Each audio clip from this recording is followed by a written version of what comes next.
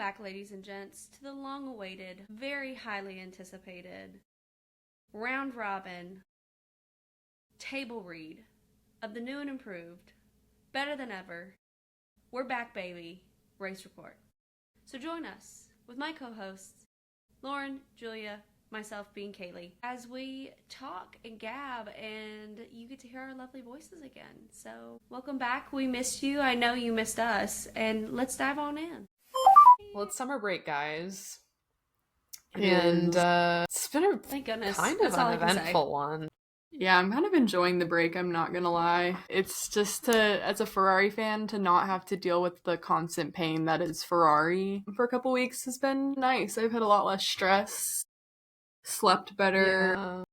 overall mood has improved.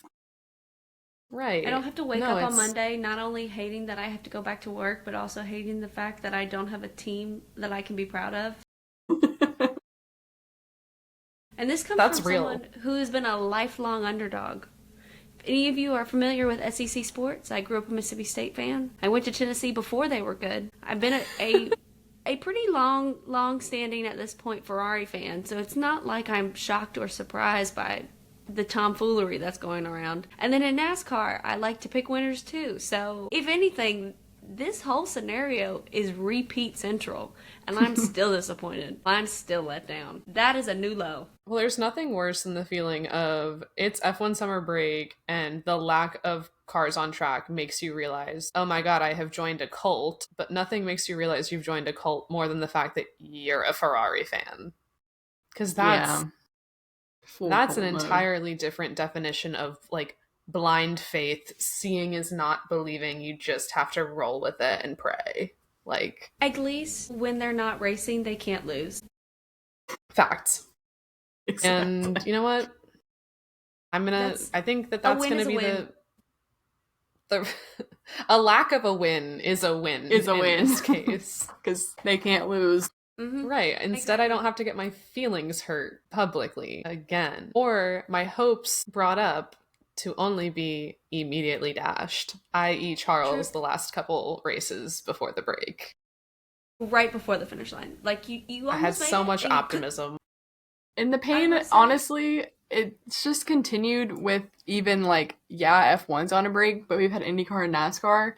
And then, like, last race with Pato qualifying so well, has mechanical issues, like, ruins his race. This Richmond NASCAR race, Alex Bowman's running so well, he's in P2, and Austin Dillon, of all people, is now in the playoffs. Like, it just... Abu.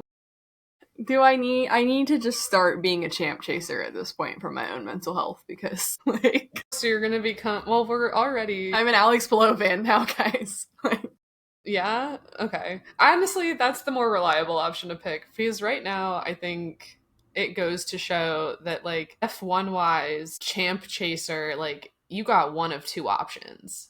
It's going to be one of two people at this point. Orange. Well, speaking of, our two papaya twinks, Oscar Piastri and Lando Norris do lead the Drivers' Championship at this current moment in time, with the lad from Down Under, Oscar, in the lead with 284 points, and a 9-point gap between him and Lando sitting at 275.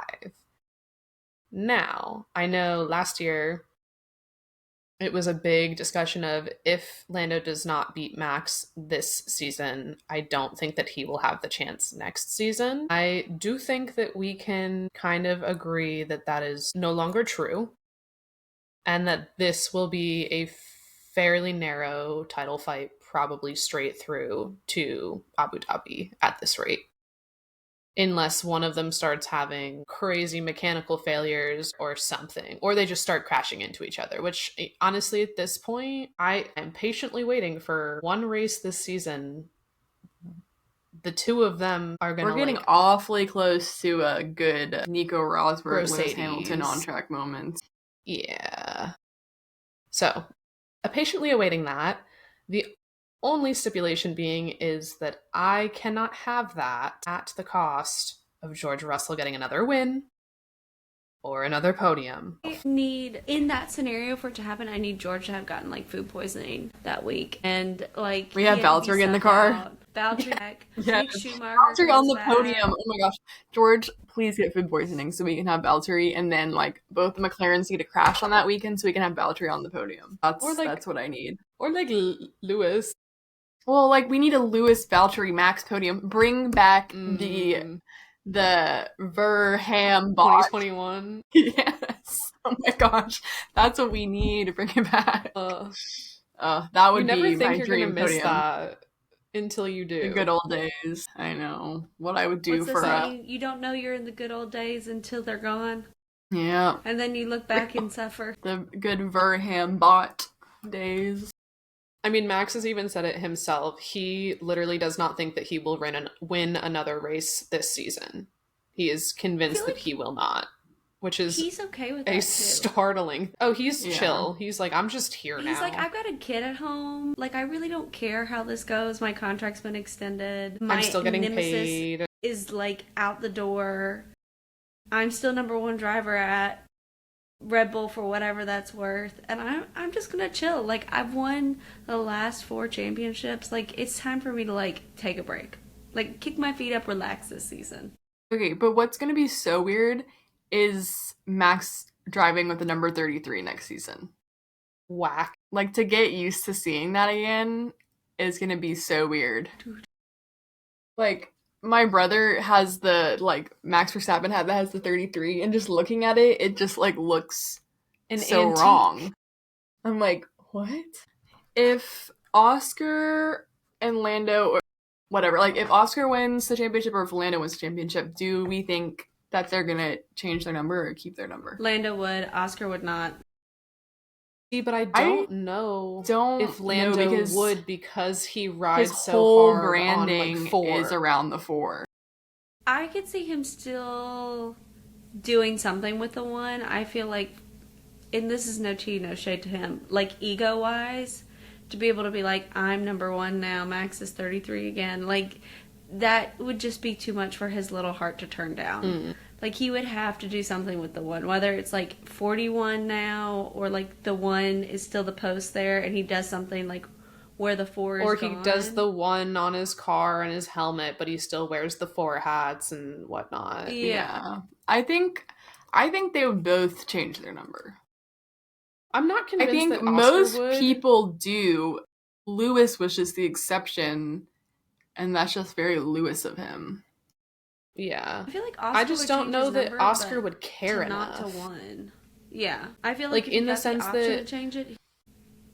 I feel like Oscar's always looking forward. It would be the like, yeah, I won the championship last year, but I need to win it again. Yeah, I could see it going either way. I don't have like a clear yes or no. George Russell, if he ever did win one, absolutely would. Oh yeah. 100%. Absolutely would. For sure. I don't know that Charles would, though. Yeah, he's very like emotionally attached to his 16. His 16. 16, because 6 plus 1 is 7 and whatever. It's his lucky number. But yeah, rest of the drivers, at least in like top 10, we've got Max in 3rd, George in 4th, Charles in 5th, Lewis in 6th, which for all of the woes, really not that bad. It's really not that bad. Could be worse. It just feels bad. It feels like it should be a lot worse. Yeah. If I'm being honest, when I saw that and I looked it up today, I was quite shocked. I was expecting like near the bottom with Alpine. Considering how much griping both of them have done all season, you'd think it would visually be worse than it is, but it's not. Mm-hmm. Kimi Antonelli, highest placed rookie currently, in 7th with 64 points, and Alex Albon, P8. It is so rewarding to see this man finally get the like recognition he deserves. Yes. And it's infuriating at the same time that had that car been more reliable, he probably would be up there with like George and Charles, because it was how many races in a row that he didn't finish? Literally start like 4. Ridiculous. We've also got Nico Hulkenberg. Yes. Nico Hulkenberg also in the top 10, which I think if you asked him last year, are you going to be in the top 10 of the Drivers' Championship standings next year? He'd be like, you're funny. No. Yeah, after Sauber literally only scoring points in like right at the end of the season with Zhou. Yeah, and he got like 2 or 3 points. That was it. Then we've got Wild. Esteban Ocon pulling majority of the points at the moment for Haas. Which is And also again, I'll say it again. wild. Really loving him in his Haas era. But just the which fact is crazy. that from him going from Alpine to Haas is an upgrade for him this season. Is an upgrade, yeah. Literally Wild. an upgrade. I think it's weird to see how underperforming the like higher tier cars are. Sans the McLaren, that thing can do whatever it wants, but like at the end of a technical regulation, right, when you'd think you've had this many years to get the car right up to these specs, and I think it's really just to show that majority of the teams on the grid just did not focus on this year's car at all and devoted all their resources towards next year's. And that's Very why true. everything feels so much narrower from basically the second place spot down the grid. Yeah. I and mean, like, I'm annoyed, obviously, this season about like how McLaren's dominating, because we had all like the Mercedes dominance and the Red Bull dominance, and then last year we had this season of like no one was dominating, and like we had all these winners and people on the podium, and then this season, yeah, we have McLaren dominating, but it's been like the closest midfield that we've had in forever. And so a lot of people with like some of the recent races, it's like, oh, it's been so boring. But I'm like, if you ignore like the top 5 drivers on the field and just watch the rest of the field, it's like some great racing. But it also feels boring because they've not been filming it right. That's what I was gonna say. The broadcasting, they're not like focusing on whoever things. is broadcasting, like whoever's in charge of what is actually shown on the TV, because like F1 TV and Sky Sports and like they all get given the same feed. And then they do their own commentary on it. So whoever is filming is doing a terrible job, because we're missing like half the action, like on-track action that's going on, because it's like you're just showing us the front of the pack who's not doing anything. Like, let's see what's at like the actual racing that's going on, the actual overtakes, the fighting that's going on in the midfield. We spent one race watching almost 10 laps of like Oscar and Lando, and they had like a 4-second gap between them. Yeah, it's like they're not battling right now. Like, let's go to the midfield where they're literally battling, going 2-3 wide into corners. 12. Like, yeah, we need to be watching this. So yeah, that has been frustrating. And I think a lot of people have that same feeling, with just frustrated with how the broadcast has been, not necessarily with like the commentary, but with what they're choosing to film. And yeah. And the graphics have sucked. The graphics. Too. Also, I feel like it's just not an accurate representation. Like, new fans who are getting into the sport either through, like, social media or Drive to Survive, and they're just starting to watch these races, they're going to be like, snooze fest. Imagine going from the F1 movie to the last 2 races we had in Belgium and Hungary. Yep. No sunny and if days they showed effect, the mid-pack. Yeah, and if they showed the mid-pack, it'd be a lot more interesting. It's like, wait, there was a lot going on and lots of interesting strategy at play, but you don't hear about any of it. And too, like, we already know, like, McLaren, Ferrari, Red Bull, and Mercedes, they're going to be high up in terms of points in the driver or like constructors championship. What's more exciting is seeing how the rest of the stack falls. So like, show us that what actually matters the most right now is the people fighting over a P10 for a point. Yeah, because that midfield is so close, and like every week it's switching up like who's in 5th, 6th, 7th, and 8th. And like when it comes down to the end of season, the difference between finishing 6th and finishing 8th is like millions and millions of extra dollars. So like that is where this like battle and interest and stuff is, because like for Sauber finishing like 10th on the grid to if they're able to finish like 6th, just how much more money they can get to then put into whatever else Williams they're doing. Too. Yeah. Or looking at teams like currently the middest of the mid in terms of both drivers and team. Aston Martin, Fernando Alonso and Lance Stroll are basically tied for 11th, 12th. They both have 26 points. So they're functioning equally in terms of the season. And Aston Martin is currently in 6th, which for them is a fall from grace as a team that previously was like a 5th place finisher thinking they had a chance at 4th. But they used to And be there's a like potential the 9th place team.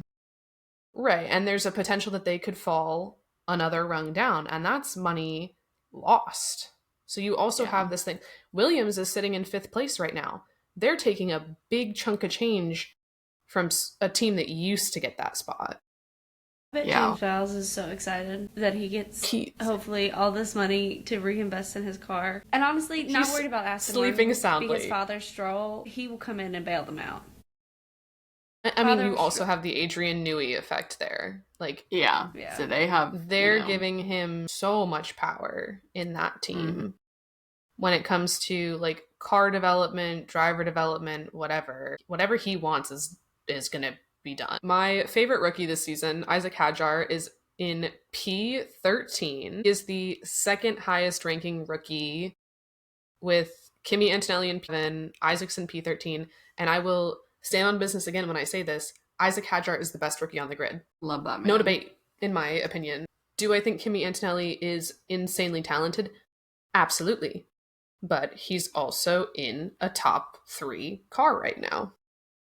The fact that he can go win races and podium and then go take his final exams and be like, iconic. Just your average dude. Love Kimi. But then you've got someone like Isaac, who is in theory, like bottom 3 car and is outperforming both of the teammates that he's had this season. In fact, he's actually doing better than, no, not both of them combined, but still. Isaac Hadjar is for sure the best rookie in my opinion. Goat level rookie. And he's so nice. I know. Yeah. Just like, what so mean things can you say about him? Nothing. Helmut Marko would figure something out. He so would. He can try. Last time he tried that, we got all up in arms about it, and the internet agreed. Yeah. Helmut Marko. Zip it. Drivers that I wish were performing better than they are, Carlito. He's been having a hard time adjusting to that car. And then, obviously, Yuki breaks my heart. How do we feel, since we've got some Franco Colapinto fans in the house, how are we feeling about whatever in the house of Alpine is going on? Well, is it bad that, like, I truly didn't think he did that bad? Like, he didn't really race that many races. Maybe it's just because I like Colapinto over Doohan. It's just blatant favoritism, so I'm like, he can do no wrong. He really didn't race that poorly. Like, he's a newbie in it. Grace. Then I'm like, Jack Doohan, 2 races, you're out. I'm the new Christian Horner. Bye-bye, buddy.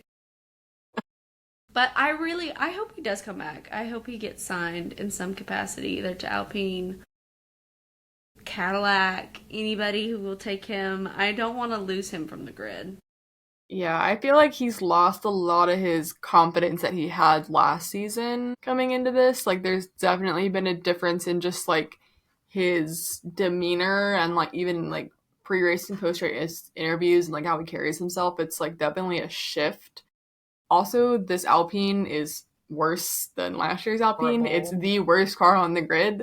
And the fact that Pierre has been able to score as many points as he has is honestly, like, extremely impressive and just shows how great of a driver Pierre is. But yeah, look at Esteban out of the car. Yeah, literally, the Haas. Like, I think it just goes to show, like, maybe the problem isn't the drivers. Maybe it's Flavio Briatore.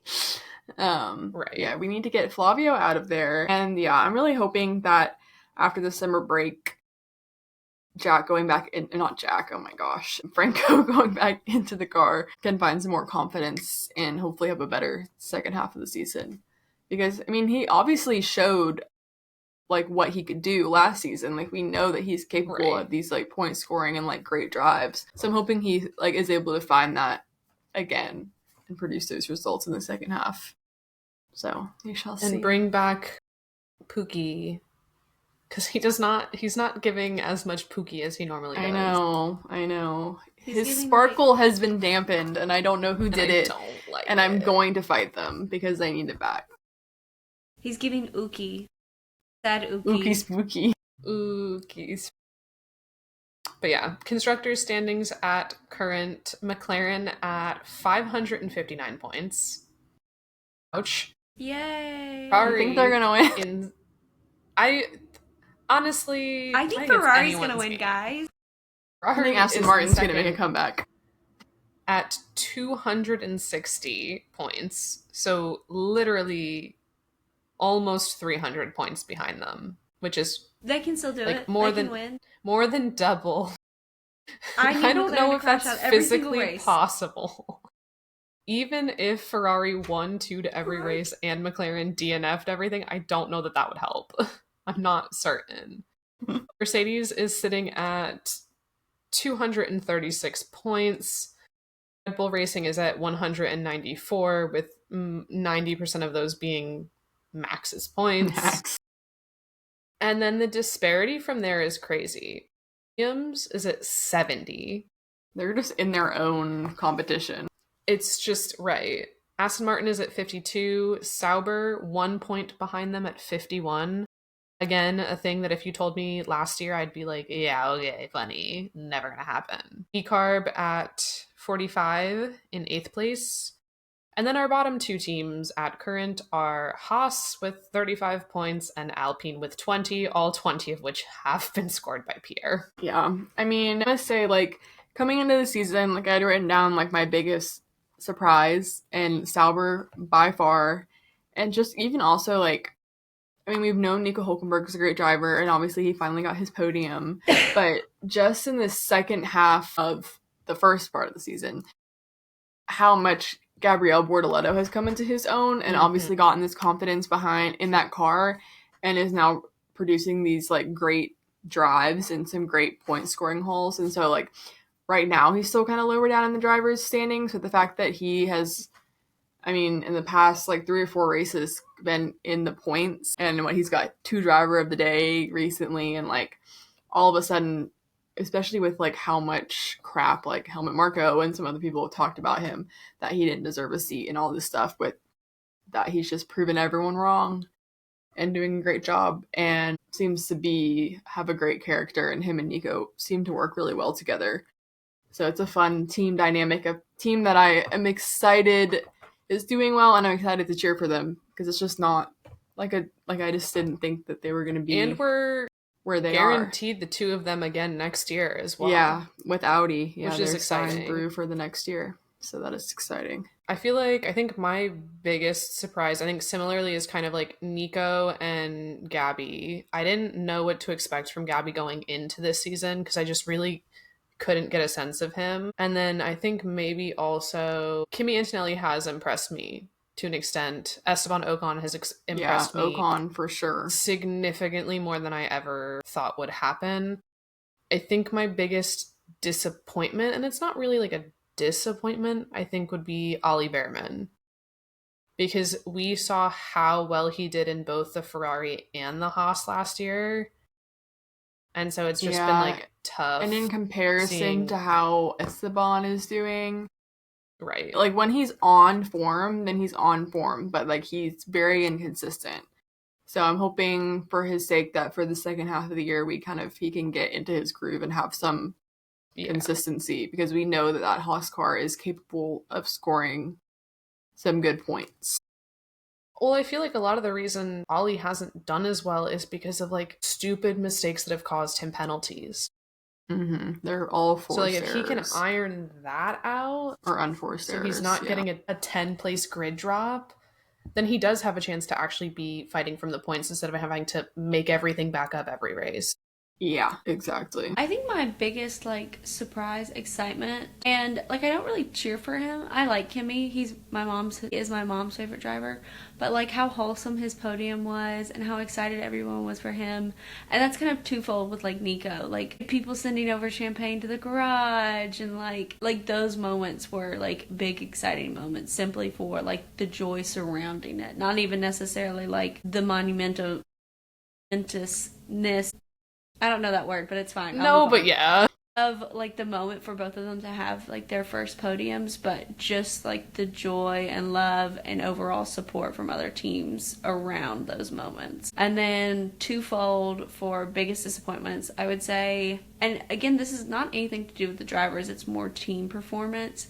Like there were such high hopes around Lewis going to Ferrari and like breaking away from the chains of Mercedes. He's finally gonna get his shot at redemption, and we got gaslit by Ferrari. Hamilton of old. I know it was giving like, Lewis Hamilton in Hamilton. I'm not gonna throw away my shot. And now we're like, fuck. And now it's like, so you're a Hamilton fan? Me too. How's that going? Thanks, guys. I'm really struggling.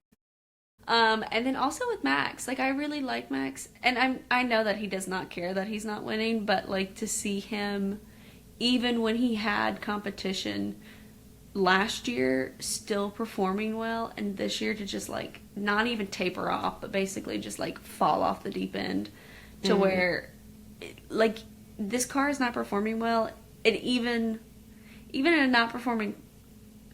a not performing well car, he's still doing good. I mean, 96 points comparatively speaking to the rest of the junior team and your teammate, comparatively speaking. It's kind of sad to see like these great legends be brought low by a performance of a car that was promised to be great.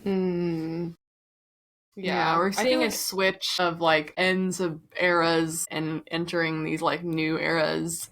And I feel like that like old, like the, dad, he's been watching F1 forever, and it's like back in my day when Hamilton won everything and Max Verstappen, and we got these new young boys in orange winning everything now. Who are these fucking these minions? Yeah, it's like back in my day. I mean, I feel like I know Max still cares about the fact that he's not winning. Like, he's fucking pissed every week because he knows he should be winning or is capable. It's that he has come to terms and is full well knowledgeable of there is absolutely nothing that can be done to save this car. He even said that the car last year was bad. Like, he just there's not... Even if I give 125%, is not going to make a difference. So why, right? I'm not going to kill myself trying to maybe win a race when the whole season is already kind of a wash. I think on the Hamilton end of things, it makes me nervous because it opens up too much room for discussion about his actual skill and competency that I don't like.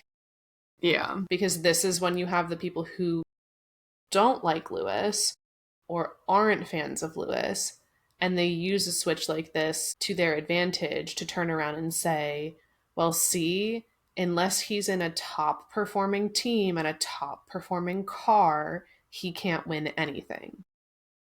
But it's like, which is also not true. Charles, yeah, who has been in this car since Enzo Ferrari birthed him himself, is they're only in 5th and 6th. one place higher. So, right.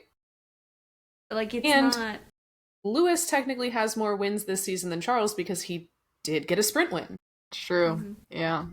He did actually win something. He did technically win something one time in a Ferrari. But I also think, too, like, I think it's unfair to assume, oh, well, he's a 7-time world champion, so he should be able to, like, get in the car and win races. It's like, he also won how many of those championships at one team with one style of car that was built specifically for him. Exactly. And even think about, like, Michael Schumacher. He won all the... I mean, he's also a 7-time world champion. He won all those races when Ferrari was good. Like, or won all the championships when Ferrari was good. Then he came back, joined Mercedes, didn't win a single race there. Yep. So it's like, oh, so Michael Schumacher sucks? Like, no. It's just... Right. Also, like, when you're getting older, like, you're past your prime, which is what the case with both of them, and then you're switching to a new team and then trying to get used to this whole team's dynamics when you've been at another team for so long and if trying to get used to... If you took Max Verstappen tomorrow and you put him in the Ferrari, or even too, like, you could put him in the McLaren, it doesn't mean he's going to win. He has higher odds of success because of his history, But Max has spent his entire career driving a Red Bull vehicle, whether it's the B team or the A team. Yeah. Entirely. The most similar car to the Red Bull is what? Nothing. The V-Carb. Because the McLaren is more similar to the Mercedes, the Aston is more similar to the Mercedes, and the other cars either kind of favor a Merc or a Ferrari.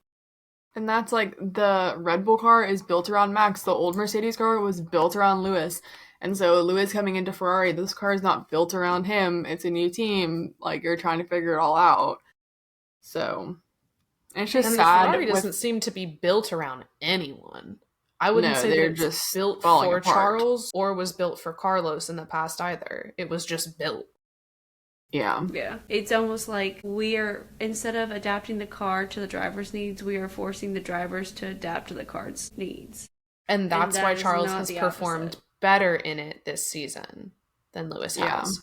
Because Yeah. Charles knows how He's to used to drive having that to car when the rear slides, because he's done it Yeah. for the longest contract in the history of the Scuderia Ferrari and continues to. And then also a favorite saying at my work, people love to see the trees before the forest. Like, you're not taking into the entirety of the picture of each team is singularly different than the next. Like, yes, they favor each other in certain ways, but ultimately until you're in that car, you cannot speak to the differences. And then also, it's just a bad year for the cars. Just a bad year. Plain, you can't look at it point blank period, a bad year. And then also when you take in this is a decade old driver who has been in a routine, you're putting them into a new car. So even if it was a good new car, it still would probably be a little touch and go, a little bumpy landing. But you have a crap car in a crap year before new standards are set. Yes, we had high expectations, but like, where was the foundation built on those expectations? Right. Delusion. I mean, think about it. Tifosi delusion. If you drove the same exact car commuting to and from work every single day for 5 years, let's go with 5 years, and never had to drive a different car during that time, and then all of a sudden, hey, sorry, we have to put you in a rental car. You bet your ass that first day in the rental car would be like, oh, shit, like, where are the buttons and where is this and da-da-da. I still, like, if I go home... Right. Why if do I have to use my borrow blinker? like someone else's car, it's like, what is this space machine that they've given me to use? Why is it beeping? I mean, even in like the most simplest thing like brakes, like I notice a big difference in brakes, like between my brakes, which I am very comfortable using. Like, I don't have to put a lot of pressure on it. I can kind of do like a slow decrease. I'm not afraid of like running up on someone in my car, versus like my friend's car that I drove this weekend, and like I'm having to like press on the brake because I'm like, getting almost smack dab on someone's bumper, and I'm not realizing how close I am, and you can't adjust to that in that quick of a time. You need time with the car. You need experience with the car to be able to subconsciously be able to recognize these things, not just And he's lucky that he's in a recognize these position things. where he's able to ask his mechanics to like make adjustments to the best of their ability, but it's not going to fix everything. It's just sad that Lewis has been beating himself up so much over this too. much. I'm like, Lewis, you've got to give yourself a break. And then like seeing him, like all the other drivers, they're like partying in Europe on yachts, and then Lewis is like, I need to actually go Like, touch some touching grass, grass and with he's his in like dog. rural Colorado. That's when you know it's bad, when Lewis is just sitting in grass, like one with nature. Okay, did you see that he was, because obviously in Colorado, but was like at the Home Depot? Imagine just going to Home Depot and like going down the aisle trying to get what you need, and Lewis Hamilton is in there. I would be like, someone's pranking me. That's not Lewis. I would have been like, oh my gosh, I've entered the Twilight Zone. This is this is Bizarro Lewis. This is Lewis from another planet. This is his perfect doppelganger, because no way on earth is the Lewis Hamilton in a random Home Depot in Colorado. Like, I would have been like, Daniel Ricciardo, just sure. Lewis. Sure. But like, That would make the sense. Sir Lewis Hamilton in a Home Depot is just... Crazy. I mean, if you drove for Williams, I guess you'd have to do his meet and greets there. Yeah. It's funny, kind of the way you described it, Lauren, makes me kind of like reflect and like realize, like, I fear that Lewis Hamilton and I are in the same exact era of our lives right now. of like, and it kind of like touches on like the trend that everyone's been doing where they're like, hey, this is what's really going on with me. Caitlin's and like a few of the other F1 girlies that posted theirs. And it's like, ooh, I kind of really relate to him. And it hurts my feelings that that's true for both of us, that there's so much self-doubt or self-critique or feeling like, well, this is all the success that I've had in the past. And why does that feel like it's unachievable or unattainable? And is this the best that it's ever going to get for me? Am I doomed to fail from here on out? And I can't imagine, like, I'm a 26-year-old trying to like navigate that feeling. And I still have the benefit of being like, I'm still so young and I'm still learning. This is someone who has had a wildly successful career in the sport and isn't ready to like give it up yet. And like that kind of sparring with your own identity is unimaginable until you've been in the same exact like setting as them. And it is the worst feeling in the world. And I would not wish it upon anyone because it makes it impossible to even have little successes. Yeah. That's so true. Because you're just constantly comparing yourself to everyone else and being like, well, they're doing so much better than me. Like, why am I not? There's no such thing as like, why a am little I win. not getting podiums? Charles is getting podiums. Like, it's, you have to be like, focus on yourself.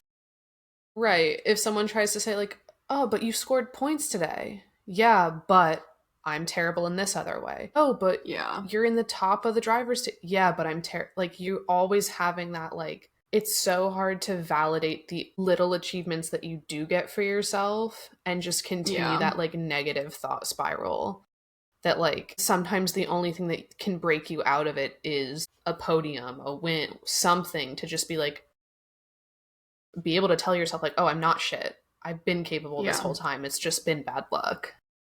And so, like, I don't know that that's guaranteed to happen this year, but I hope at least whatever he's doing in his free time outside of, like, racing is to, like, nourish himself into a better headspace because we all know he's capable. Contracts, we've got Kimi Antonelli. He's going to stay at Mercedes. Yeah. I'm fairly certain. I think George will stay as well. I think that George is not going to get a long term. This might be an absolute lie, but wasn't George offered a 1+1 and he turned it down? And that's why he's still not signed? Correct. Because he wanted more. Because and now Toto wants to keep his options open. Max. Right. And I think Toto knows that Toto can't have Max this year, but that doesn't mean it's going to stop him from trying again next year, especially now that Horner's gotten the boot. Yeah, and it's like, George, buddy, I think you just might need to accept your 1+1 and move on with your life. Right. Like, I think that George will accept that contract rather than end up stuck at, like, Alpine. Yeah. Because that's kind of his only other option. Yes. Yeah, because besides Max, all 3 other Red Bull affiliated drivers' contracts are up at the end of the year. Yeah. I can't imagine Red Bull wanting George. But what do we think about? Do we think that V-Carb and Red Bull are going to stay the same? I don't even want to make a guess at the second seat because I feel like either way I'm going to be wrong. So I'm going to just not touch that one. That one does not exist. There's Max, and Max is the only driver at Red Bull right now. Isaac Hadjar is staying in the Red Bull family as far as I'm concerned, whether that's staying at V-Carb or moving to RB. I think the best thing for him career-wise would be to stay at V-Carb. Mm-hmm. And we know, like, Mekis is now team principal at Red Bull, was working with Isaac at V-Carb, and he's fairly clear on, like, how he feels about driver development. He thinks that a driver should stay at a team at least 2 years before they move them up. He was working at Alfa Romeo / Sauber when Charles was driving there. And he actually didn't think that it was a good idea to move Charles up to Ferrari so soon. Granted, unique situation. Doesn't matter now, but I think if you potentially want to farm Isaac into being a competitive replacement should Max leave, you keep him at V-Carb another season. Yeah. Let him get his feet under him before you set him loose. Liam Lawson, I'm shocked that we haven't heard more about him potentially leaving because I don't see the value in keeping him at V-Carb and not bringing in Arvind Lindblad as They're their like obsessed with him too. obsessed with him. It's like how they and he's good. Toto was with Kimmy. They're like that with this guy. Good. Like, I could also see Liam startlingly going to like IndyCar or like another alternative racing series where I think he. I feel like that would be great thrive. for him and Ellen. Yuki. I want Yuki to stay in the Red Bull seat. I'm hoping with Meki's there that gives him a new opportunity to stay. But I do think it would be the kind of clause where if you're not performing XYZ amount by mid-season, they reserve the right to potentially move replace you. Isaac or someone up. Yeah. Yeah, I could see. And then that. basically, if they keep Liam and Isaac in the V-carb seats, Lindblad will be the reserve driver. Yeah. Because In at the case end they of the need to day, move someone. Mm-hmm. This may be a kinder version of Red Bull, but it's still Red Bull. Like they will still cut you Right. out. Christian they might do Horner it in is a gentler gone. path. Helmut Marko is still there, and we still know that the Red Bull ownership is ruthless. Yeah. Ruthless enough that they threw Christian Horner out, kind of no word about it. You're done. Mm-hmm. Jack Doohan / Franco Colapinto / Question mark. question mark. Who's getting the other Alpine seat? They should just keep rotating them. Like a circle repeat rotate. Bring back you do your Mick shift. Schumacher. It's like at Le Mans where you do like your 3-hour stint and then you like peace out and someone else takes over. Colapinto will do 8 races. Doohan does 2. Colapinto goes back in for another 8. Doohan gets like a 1.5. What is it? Paul Aaron gets 2. Paul Yeah. Aaron Just a trial 2. run on our own. Yeah, I mean, it's Alpine. I could literally, like, no matter what they do, I won't be surprised because it's not just, going to like, matter, too. Alpine. They're still going to be fucked. The Cadillac seats, I think, are the biggest. I know what I want to have happen, but I know what is potentially going to happen. Big names thrown around have been Valtteri, Checo, Felipe Drugovich, Mick, kind of not really. I want it to be Valtteri and Felipe, and I want Mick Schumacher to be the reserve driver. I can think get behind that. I would love has for them. been too long. Felipe has been too nice to Aston Martin for too long, hanging around. He's a much more competent driver than at least one of the drivers they have currently in a seat. He deserves a fair shot at F1. He is being held back, and it's so unfair. He goes into these other racing series, and he does perform well, and he's literally sat on a frickin' back burner.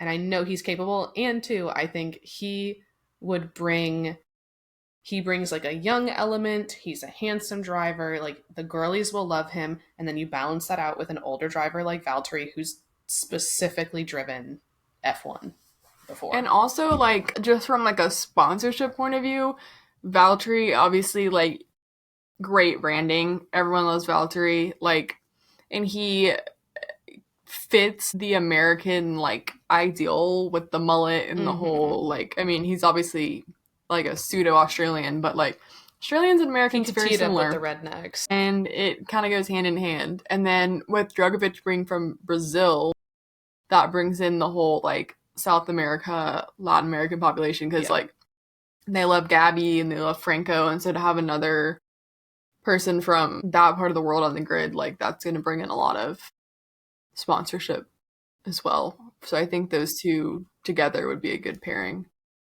Would love to see an American driver racing for an American team that's not Haas. Logan Sargent. Bring him back. I would take anyone at this point. I know that sort of in the very beginning before Cadillac actually got like kind of accepted, there was talks of like Colton Herta. I don't think it's going to happen. I don't think they want to go bad enough either. I would take Kyle Larson if it meant we could have an American racing. I would take anyone. I'm desperate. They're just not. F1 just doesn't want to give anyone that drives an IndyCar a super license. Yeah. Like it's literally basically been like shut down. Like it's just not gonna happen, which is so stupid. We see Pato get closer and closer towards like the top tiers of IndyCar, and so too, like if you were in their position, if you were a Pato Award or a Colton Herta or like anything like that, where in reality next year you might be fighting for a title. Do you really want to throw that opportunity away to go to an Suck F1 at team F1. where you might sit in 19th place every weekend. Yeah, exactly. Like, eventually, Alex Palou is insane, but, like, look at how far Penske has fallen this year. And all of the opportunity that has opened up for Meyer Shank, David Malukas, like, all of these other people who normally wouldn't be in the top 10, and you're like, wait a minute. We had a complete flip-flop in F1 and IndyCar. It's really confusing and I don't like it. Other big things to touch on in terms of this season so far. Lando Norris did win Monaco and Silverstone, which for him is kind of like, if you're going to do two things in a season as a British driver, those are the ones to do. So congratulations on that to him. Nico Hulkenberg, first podium, 15 years in the sport. Max Verstappen is now Daddy AF officially. Shout out that. Christian Horner, sacked from Red Bull. Finally. Declared a national holiday, best thing that's ever happened. However, he better not end up going to Cadillac as the team principal, because I won't have it. But yeah, those, I'm like, I can't deal with that. I won't be able to. I don't want to hear it. I don't want to see it. We had Kimi Antonelli, youngest driver on the podium. That was in Canada with a P3. First pole in sprint quali in Miami. Youngest driver to get a pole in any format. We've got another team principal out. Oliver Oakes got the boot at Alpine. And then the only note I had under that is Flavio scares me. I do stand on that. He looks like Dracula. I just don't trust him. Daniel Ricciardo saying he will not be coming back to F1. Why does this man look like Adrian Pimento from Brooklyn Nine-Nine? If you know, you know. And he broke his like collarbone in a motorcycle accident the other day. Yeah. Rip. Terrible. And you know what? I bet it's so freeing to not be like, oh my gosh, I may lose my seat over a broken collarbone. He just doesn't care. Suffer and tough He's it like, out. he can just be broken collarbone and his caveman aesthetic going on and live his life. Do whatever you want. Petition to bring back Sebastian Vettel. Maybe Seb as Cadillac team principal. That would be pretty lit. Would be down for that. I would take that for sure. For sure. Or for sure. Red Bull. And then I would love to see Seb back at Red Bull. 2026 sprint races. We've got Shanghai, Miami, Montreal, Silverstone, Zandvoort, and Singapore. I don't get it. I don't like it. Give me Austin. It's dumb. Dumb. Like Singapore. Montreal, I just feel like it's such a wet race weekend every single time that, I mean, I guess it would make it less boring to sit there in the rain if there's a sprint, but Silverstone I can see being good. Mm-hmm. Miami's flat and boring and I don't like it anyway. Singapore just is the one that doesn't, the timing's going to be difficult for people. Like, what, you're going to have a sprint race where for most people it's at like 1 a.m. to 6 a.m. in the morning. It's for that the Australian and New Zealand audience that get the butt end of the stick with everything else. I'll let them have this. I don't know. I hope they change it back. We thought as a group that it's time to switch things up a little bit and maybe introduce some new segments to Race Report, which you will be seeing with time. But we are going to allow you some insight into one of those today. For all my book talk and bookstagram baddies out there, welcome to F1 Book Club, where we might be reading a little F1 romance, a little, driver manual, maybe even a memoir written by one of the drivers, but just to like spice things up, open up some conversation lines with not only us, but like anyone who's listening or watching. This is supposed to be fun. So, to promo our first book talk, bookstagram, F1 book club, bookity bookity boo book of the month. I can't speak English. So, our first F1 book club pick is Not So Fast by Karen Booth. And I swear, if you look closely enough, that's George Russell. It does look like George Russell. Like the black suit with the blue helmet.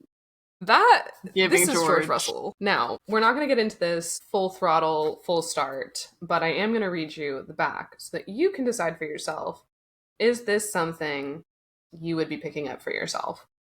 It's not a big read. It's short. It's like 16 chapters. Girl, you can fly through it in a weekend. I believe in you. I'm going to skip the little like big nonsense blurbs and get right to the nitty gritty. Mia Neal is a champion overthinker. Find something, fixate on it, and spiral down.